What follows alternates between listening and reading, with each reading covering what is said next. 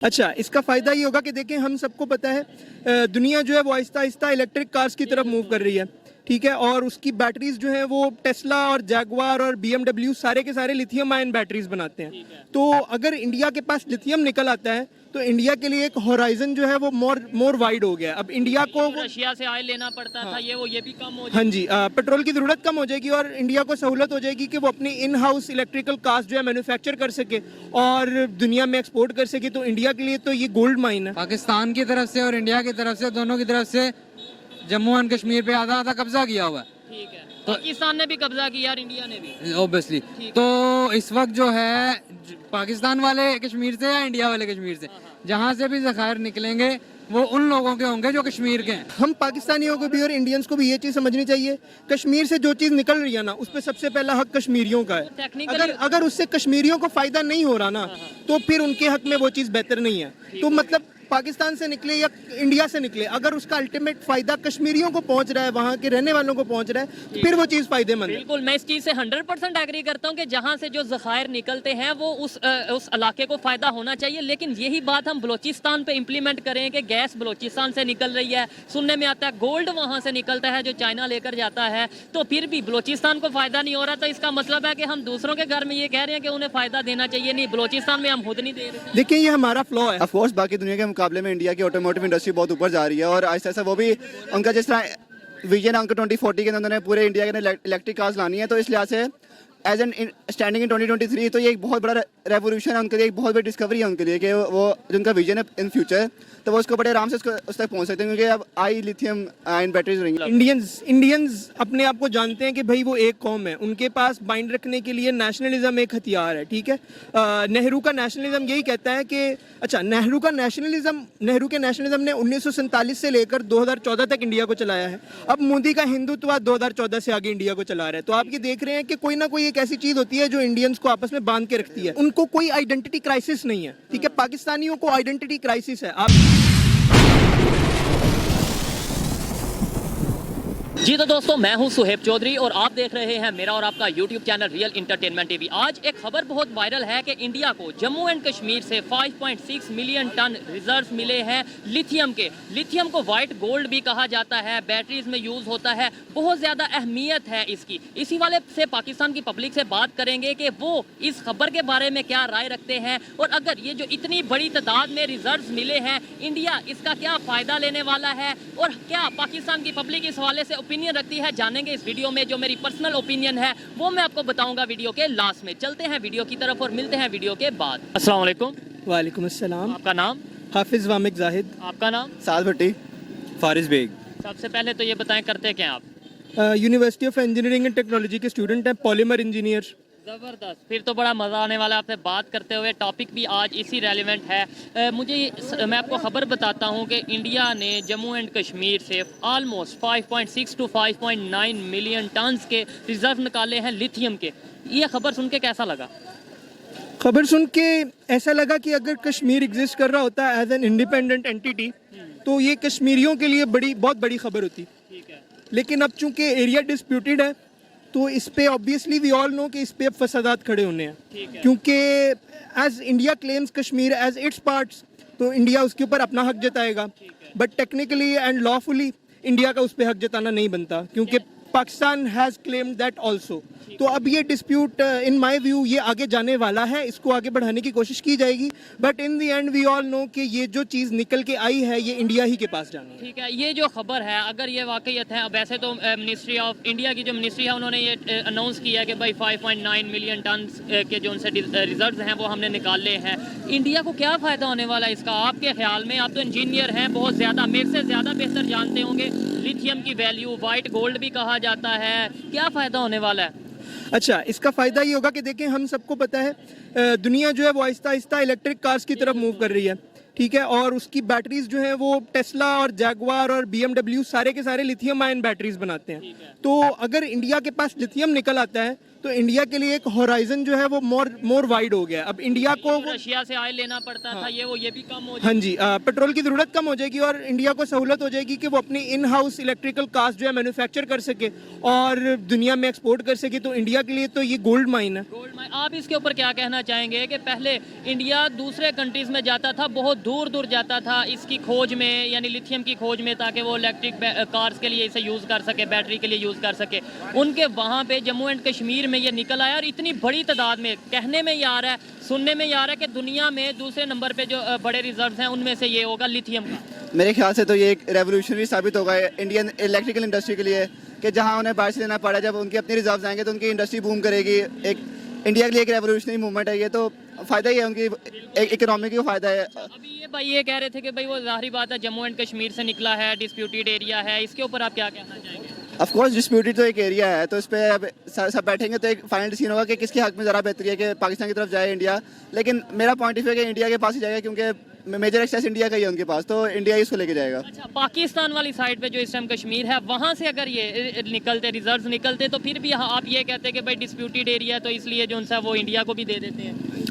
नहीं, दे देते हैं की बात नहीं है। देखें, पहली बात तो ये है ना कि हम पाकिस्तानियों को भी और इंडियंस को भी ये चीज़ समझनी चाहिए, कश्मीर से जो चीज़ निकल रही है ना उस पर सबसे पहला हक कश्मीरियों का है। अगर उससे कश्मीरियों को फ़ायदा नहीं हो रहा ना तो फिर उनके हक में वो चीज़ बेहतर नहीं है। तो मतलब पाकिस्तान से निकले या इंडिया से निकले, अगर उसका अल्टीमेट फायदा कश्मीरियों को पहुंच रहा है, वहां के रहने वालों को पहुंच रहा है, फिर वो चीज़ फायदेमंद है। बिल्कुल, मैं इस चीज़ से 100% एग्री करता हूं कि जहां से जो ज़खायर निकलते हैं वो उस इलाके को फ़ायदा होना चाहिए। लेकिन यही बात हम बलोचिस्तान पे इम्प्लीमेंट करें कि गैस बलोचिस्तान से निकल रही है, सुनने में आता है गोल्ड वहां से निकलता है जो चाइना लेकर जाता है, तो फिर भी बलोचिस्तान को फ़ायदा नहीं हो रहा। तो इसका मतलब है कि हम दूसरों के घर में ये कह रहे हैं कि उन्हें फ़ायदा देना चाहिए, नहीं बलोचिस्तान में हम खुद नहीं दे रहे। देखिए, ये हमारा फ्लॉ है। हम सारे जानते हैं कि पाकिस्तान के अंदर हालात इस तरह के रहे हैं कि हमारे फंड्स इक्वली डिस्ट्रीब्यूट नहीं हुए। ठीक है, पंजाब के ऊपर बहुत ज़्यादा पैसा लगा है और इतना ज़्यादा पैसा लगा है कि अब आप देखते हैं कि सारे प्रोविंसेस सारे के सारे डिस्प्यूट करते हैं कि पाकिस्तान जो है वो पंजाबिस्तान है।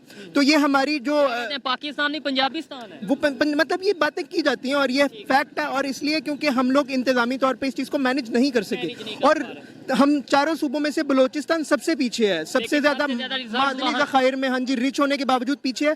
तो ये अब हमारे अरबाब इख्तियार को सोचना चाहिए कि भाई इख्तियारात नीचे ट्रांसफ़र होने चाहिए, बहुत हो गई है। ठीक है, ये रेवोल्यूशनरी एक चीज़ नहीं है कि पूरी दुनिया के लिए कह लें या फिर ख़ासतौर पे एशिया के लिए, कि जैसे इतने बड़े ज़खायर निकले हैं, इतने बड़े रिजर्व निकले हैं अपना लिथियम के, क्या समझते हैं कि इंडिया अपना जो उनसे कभी रशिया से ऑयल ले रहा था या दूसरे कंट्री से ऑयल के हवाले से या गाड़ियों के हवाले से बात करें, एक चेंज लाएगा बहुत बड़ा?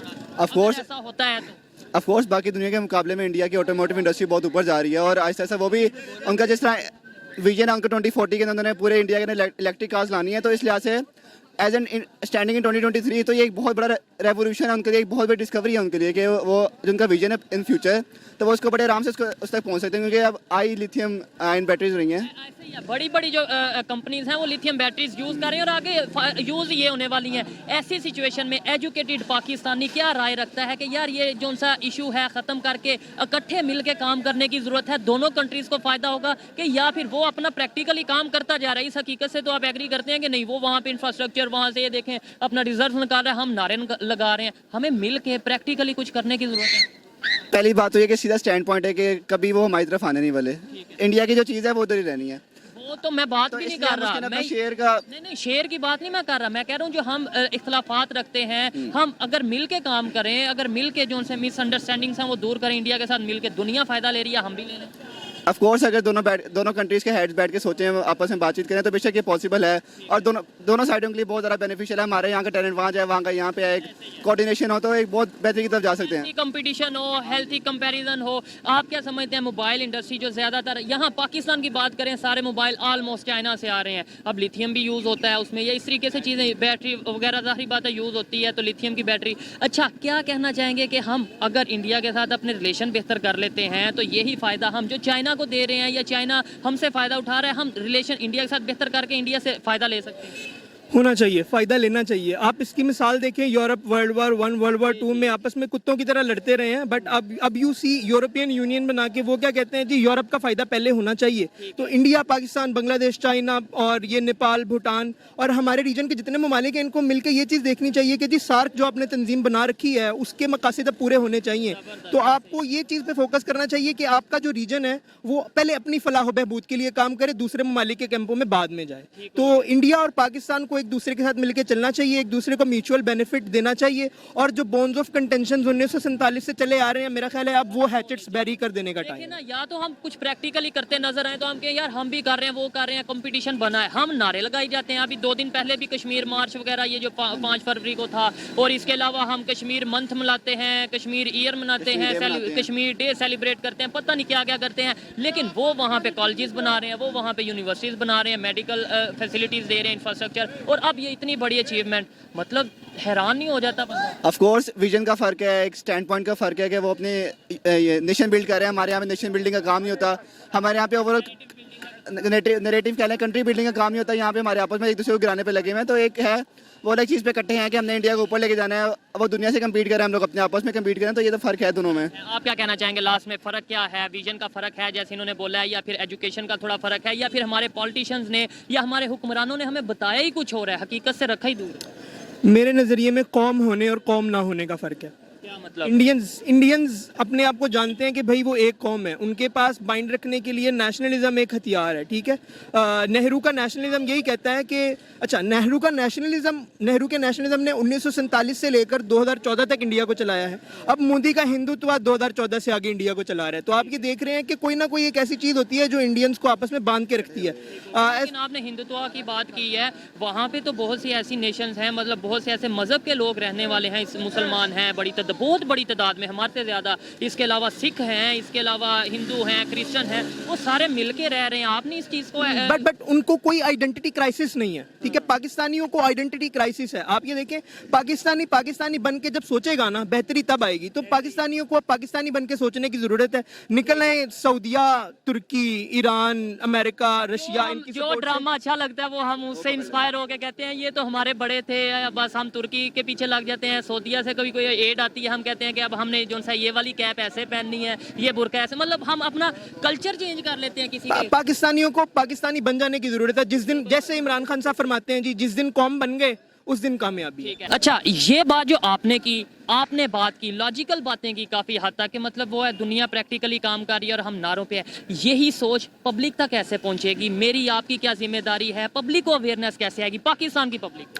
सबसे पहले तो जी पाकिस्तान के अंदर जो पॉलिसी इंप्लीमेंट करने की ज़रूरत है ना, वो है उनकी जो मुस्तफ़ा कमाल अतातुर्क की एजुकेशन एंड री एजुकेशन। आपके पुराने लोगों को री एजुकेट करने की ज़रूरत है और आपकी जो यूथ है उसको एजुकेट करने की ज़रूरत है। मतलब है फिर तुर्की को ही फॉलो करना है हमने? नहीं, तुर्की को फॉलो करने की बात नहीं है। देखिए, पॉलिसी और पॉलिसी और आइडियोलॉजी जो आपके हक में बेहतर हो सकती है, क्योंकि देखिए एजुकेट होने का मसला है, आपकी आवाम में शऊर नहीं है। तो वो जब वो शऊर डेवलप हो जाएगा ना, और जब कौम एज अ कौम सोचने लग जाएगी और कौम किसी और का मफाद देखने से पहले अपना मफाद देखेगी, पाकिस्तान का फायदा, पाकिस्तान का मफाद देखेगी। आप इस पे क्या कहना चाहेंगे कि कैसे सोच बदलेगी? देखिए, ये गिने चुने लोगों तक सोच महदूद है, जो प्रैक्टिकल सोच है। अदरवाइज इधर किसी से पूछ ले, वो नारा लगा देगा बहुत अच्छा, वो जज्बाती बातें कर लेगा, लेकिन ये प्रैक्टिकल बातें कि यार दुनिया कहाँ चली जा रही है, हम अभी तक जज्बात में है, ये कैसे लोगों को बताएं? मैं कैसे बताऊं? आपकी क्या जिम्मेदारी है, गवर्नमेंट की क्या जिम्मेदारी? इसके पीछे तो पहले 2 चीज़ें कि सबसे पहले हम अपनी जुडिशरी सीधी करें, उसके बाद अलावा पढ़ा लिखा बंदा सामने है एज ए नॉमिनी और एज अ पॉलिटिशियन। जब तक हमारे पास पढ़ा लिखा बंदा नहीं आएगा, हम लोग किसी जगह तरक्की नहीं कर सकते, क्योंकि एक पढ़े लिखे बंदे के पास विजन होता है, कौम को लेके चलने का तरीका होता है। तो आम बंदा, ये जो हमारे आम पॉलिटिशियन है, ये इनके अंदर कैपेबिलिटी नहीं है लेके चलने की। जब तक लीडर नहीं अच्छा आएगा, आपको क्या लगता है कि पाकिस्तान बेहतरी की तरफ नहीं जा सकता? बहुत मुश्किल है। यूथ की, मेरी आपकी कोई जिम्मेदारी? एक राह के पीछे लगाने वाला एक कौम को एक लीडर ही होता है। जब तक आपको एक सीधा लीडर नहीं मिलेगा, आप कौम उस तरफ नहीं लग सकती। यूथ की कोई जिम्मेदारी नहीं? बड़ी तादाद यूथ की है पाकिस्तान में, मेरी और आपकी कोई जिम्मेदारी नहीं? यूथ के पास अवेयरनेस है, लेकिन यूथ के पास वसाइल नहीं है, और वसाइल आते हैं हुकूमत की तरफ से। तो जब तक हुकूमत इस तरफ नहीं आएगी, तब तक एक यूथ भी कुछ नहीं कर सकती इस मामले में। क्या कहना चाहेंगे यूथ की, मेरी और आपकी? मैं ये समझता हूँ, मैंने ये अपना फ़र्ज समझता हूँ कि पाकिस्तान की पब्लिक को अवेयरनेस देनी है, पाकिस्तान की पब्लिक को सच दिखाना है, जिन चीज़ों से हमें दूर रखा गया वो उन्हें बताना है। आपकी इसके ऊपर क्या जिम्मेदारी है? मैं कैसे बेहतर कर सकता हूँ? एज एन इंडिविजुअल, मेरी और एज एन इंडिविजुअल हर पाकिस्तानी की ये जिम्मेदारी है, सबसे पहले मैं सीखूँ, सबसे पहले मैं अपनी मेंटालिटी को एक्सेप्टिंग बनाऊं, सबसे पहले मैं अपना माइंड ब्रॉडन करूं। जबरदस्त। जब सब ये कर लेंगे ना, फिर मेरे लिए आपको बात समझाना आसान हो जाएगा, और जब हम बातें समझेंगे तो पूरी कौम समझ जाएगी। समझेगी। 100% एग्री करता हूँ। बहुत अच्छा लगा इनसे बात करके। ऐसे स्टूडेंट्स, ऐसी यूथ होगी तो कहीं ना कहीं बेहतरी की उम्मीद जरूर होगी। आइए मजीद किसी से बात करते हैं। बहुत शुक्रिया brother. Thank you very much. अस्सलाम वालेकुम। वालेकुम सलाम। आपका नाम? दिलावर हुसैन। क्या करते हैं? मैं बीएस का स्टूडेंट हूँ, government college university Lahore. BS किस सब्जेक्ट में? फिजिक्स। BS physics. ठीक है, फिर तो अच्छा लगेगा आपसे बात करते जी, हुए। जम्मू एंड कश्मीर की बात करें, जिसके लिए हम हर साल रैली निकालते हैं, कश्मीर बनेगा पाकिस्तान और ये वो इस तरह के हम नारे लगाते हैं। जी, जी। अभी वहाँ से इंडिया को दुनिया के दूसरे नंबर पे बड़े ज़खायर मिले हैं लिथियम के। जी, जी। ठीक है, रिजर्व मिले हैं। क्या कहना चाहेंगे इसके ऊपर कि इतनी बड़ी अचीवमेंट या इतने बड़े अगर रिजर्व मिले हैं, जी, जी। रिसोर्सेज मिले हैं, क्या इसके ऊपर कहना चाहेंगे? ये बेसिकली कश्मीर तो पाकिस्तान का हिस्सा है। जब 1947 में पाकिस्तान बना था तब तो कश्मीर पाकिस्तान का हिस्सा था। वो तो इंडिया ने मतलब जोर से अपनी फौजें धकेल दी थी। नहीं, ठीक है, थोड़ी सी करेक्शन कर देता हूँ, फिर आगे बात को बढ़ाते हैं। जी, जी। कश्मीर पाकिस्तान का ऑफिशियली हिस्सा कभी नहीं बना। मतलब ये नहीं है कि 1947 में जी, वो जी। पाकिस्तान का हिस्सा नहीं था, वो अलहदा स्टेट थी। जी। बेसिकली तो पहला नंबर तो कश्मीर डिजर्व करता है कि कश्मीर की स्टेट को ये चीज़ें दी जाए। ठीक है। ठीक है, अगर वो डिजर्व उन्हें नहीं दी जाती, पाकिस्तान को इसका हिस्सेदार बनाए ना। इंडिया तो इस चीज़ में आता ही नहीं है, क्योंकि इंडिया हर वक्त उन पे जुल्म सितम कर रहा है। आए दिन कुछ ना कुछ होता रहता है। सबसे जो खोज निकाली है, जो मेहनत की है, वो इंडिया की टीम ने की है। इसके अलावा अगर बात करें कि भाई ऐसे हमारे पास भी जो कश्मीर है, हम वहाँ पे अगर कल को कोई चीज़ निकलती है, हम कहेंगे हम बीच में से हिस्सा किसको दें, इंडिया को दें या किसको दें? फिर मेरे ख्याल से बेसिकली कश्मीर की स्टेट ही डिजर्व करती है। जहाँ से वो खजाना निकलेगा, कुछ भी निकलेगा, कोई भी प्रोडक्ट निकलेगी, बेसिकली कश्मीर की आवाम डिजर्व करती है।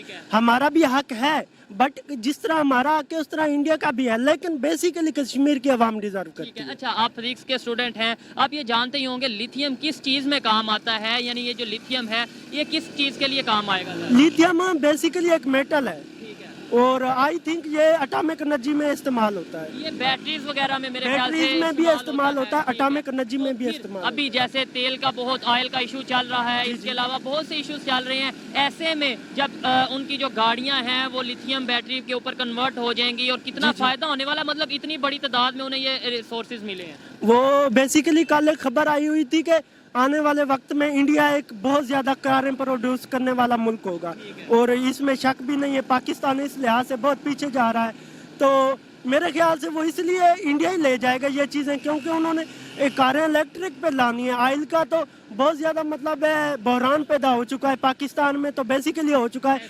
पाकिस्तान तो इसी वजह से गिर रहा है रोज़ाना। इसके मतलब है आप आज देखें तेल की कीमत डेली बढ़ रही है। पाकिस्तान सिर्फ ऑयल की वजह से डिफॉल्ट होने जा रहा है, ऑयल की कमी है। तो इंडिया तो इससे बेसिकली जोर मारेगा कि हमें दें ये चीज़ें, और हम इसे सोचने वाली बात है ना कि जिस चीज़ की पाकिस्तान में शदीद कमी है, उसी चीज़ को अगर दूसरी साइड पे देखा जाए, लिथियम जो उनसे चीज़ है, ये कैसे इंडिया के लिए फ़ायदेमंद कैसे हो सकती है? इंडिया के लिए फ़ायदेमंद तो है, कोई भी चीज़ हो उनके लिए तो फ़ायदेमंद है, क्योंकि अब वो कारें प्रोड्यूस वाइट गोल्ड भी कहा जाता है, मतलब इतना ये इतना बिल्कुल कहा जाता है। और इंडिया तो इससे फ़ायदा उठाएगा, क्योंकि वो कारें प्रोड्यूस करने वाला मुल्क बन चुका है। अब तो वो इसे इस्तेमाल करेगा, ऑयल को पीछे रखेगा, अब वो इलेक्ट्रिक कारें बनाएगा।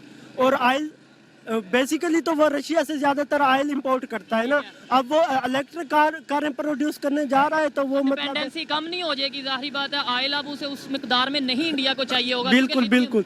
और पाकिस्तान को भी अगर इंडिया ये चीज़ें डिजर्व करता है तो पाकिस्तान भी डिजर्व करता है। ऐसे उसकी थोड़ी सी लॉजिक बताएं। वो तो फिर ऐसे हमारे पास कश्मीर का जो हिस्सा है, हम वहाँ पे खोज करें, वहाँ से हम तलाश करें ये चीज़ें, हम भी ऐसे निकालें।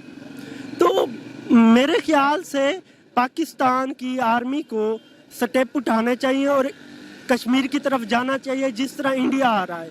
बेसिकली हर महीने हर साल इंडिया थोड़ी सी मतलब रेंज बढ़ा लेता है पाकिस्तान की तरफ, या कश्मीर में घुस जाता है। पाकिस्तान इस तरह नहीं कर रहा। पाकिस्तान की आर्मी को भी ये स्टेप उठाने चाहिए। एक तो हमने कश्मीर को मतलब वो प्रोटेक्ट करना है, दूसरा नंबर हमने कश्मीर को पाकिस्तान का हिस्सा बनाना है और वो हमारी शार आ गया, हम उसे छोड़ नहीं सकते। ये तो मैं 75 साल से सुन रहा हूँ, वो हमारी शार आ गया, छोड़ नहीं सकते, लेकिन हम कर क्या रहे हैं उसके लिए? ये भी अगर देखा जाए, मैं आपसे सवाल करूँ, आपने बोला ना शार आ गया, छोड़ नहीं सकते, तो आप क्या कहना चाहेंगे इसके ऊपर? मेरे ख्याल से पाकिस्तान की आवाम तकरीरें कर रही है, तहरीरें निकली है, रोज़ाना अखबार में नए आर्टिकल होते हैं, बट मेरे ख्याल से कोई स्टेप नहीं लिया जा रहा और अक़वाम मुत्तहिदा में इसको अपराइज करना चाहिए। कल भी हमारी यूनिवर्सिटी में इस पे एक मौजू हुआ था कि कश्मीर मंथ चल रहा है और हम ट्रेंड चला रहे हैं कि कश्मीर के अवाम को प्रोटेक्ट करना है, कश्मीर पर जुल्म सितम किया जा रहा है। पाकिस्तान में भी कश्मीर मंथ चल रहा है? जी जी बिल्कुल। वहाँ पे उन्होंने जो सा लिथियम के ज़खायर निकाल लिए। नहीं, उस पे बात नहीं हुई। मैं वैसे बात कर रहा हूँ कि यहाँ पे कश्मीर मंथ चल रहा है, यहाँ पे कश्मीर को लेकर नारे चल रहे हैं और वहाँ पर कश्मीर में जो सा वो प्रैक्टिकल काम किया जाए। मेरे ख्याल से सिर्फ नारेबाजी से काम नहीं होगा, कुछ स्टेप लेने पड़ेंगे और पॉजिटिव स्टेप लेने पड़ेंगे।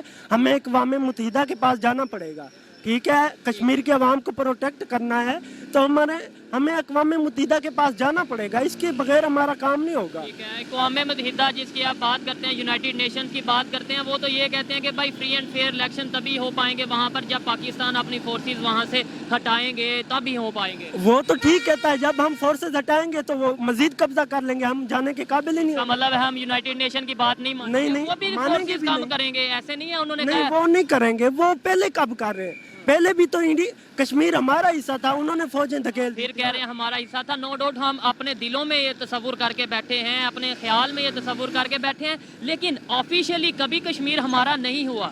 डिस्प्यूटेड एरिया, ये तो हमारी गवर्नमेंट खुद कहती है, ये तो कभी पाकिस्तान की गवर्नमेंट ने भी ये नहीं बोला कि कश्मीर हमारा एरिया है, डिस्प्यूटेड एरिया। जहाँ तक मेरा नॉलेज है, वहाँ के राजा ने उनसे मिलके मतलब रियासत को उधर धकेल दिया था, रियासत उनके कब्जे में कर दी थी। अवाम तो हमारे साथ थी ना, अवाम तो बेसिकली मुस्लिम थी।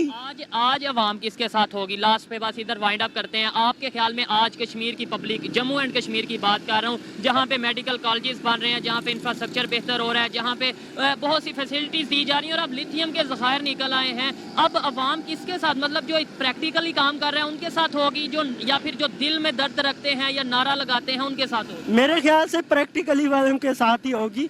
हम दर्द तो रखते हैं लेकिन हम कुछ कर नहीं रहे, कुछ नहीं कर रहे, कुछ सिर्फ बोलने से काम नहीं होता। मैं तकरीरें करता जाऊँ, क्या होगा? तकरीरों से कोई काम नहीं होता, स्टेप उठाने पड़ते हैं। हमारे पास भी तो कश्मीर का हिस्सा है, हम वहाँ पे क्या कर रहे हैं आजकल? मतलब देखें, जैसे वो वहाँ पे बहुत से काम कर रहे हैं प्रैक्टिकली, हमने कश्मीर में क्या किया, यहाँ पे आप क्या कहना चाहते हैं? उसका मुझे कोई खास नॉलेज नहीं है, क्योंकि वहाँ कुछ किया खास जा भी नहीं रहा, और ये बात कश्मीर के प्राइम मिनिस्टर कह चुके हैं कि हमें हमारा हक नहीं दिया जा रहा। खैर, अच्छा लगा बात करके, आइए मजीद किसी से बात करते हैं। बहुत शुक्रिया। ओके, थैंक यू, अल्लाह हाफिज। अस्सलाम वालेकुम। वालेकुम सलाम। आपका नाम? उनीब। थोड़ा ऊंची बोलिएगा। क्या करते हैं आप?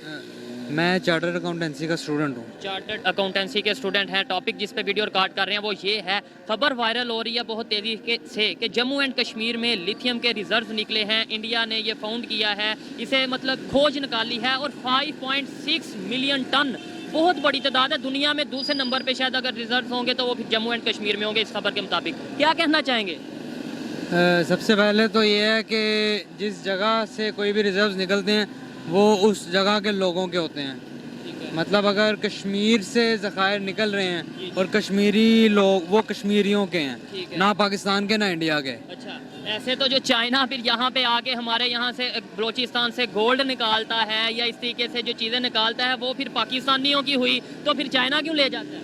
वो पाकिस्तानियों की होती है और पाकिस्तानी उनको निकालने के पैसे लेते हैं उनसे, वो ऐसे खींच के नहीं ले जाता। ठीक है, लेकिन जो जम्मू एंड कश्मीर है वो तो इस टाइम इंडिया का हिस्सा है, इंडिया के पास है, तो वो फिर जाहिर बात है खोज उन्होंने की है, इसके ऊपर आपकी क्या? नहीं, इंडिया का हिस्सा नहीं है, इंडिया मकबूजा है।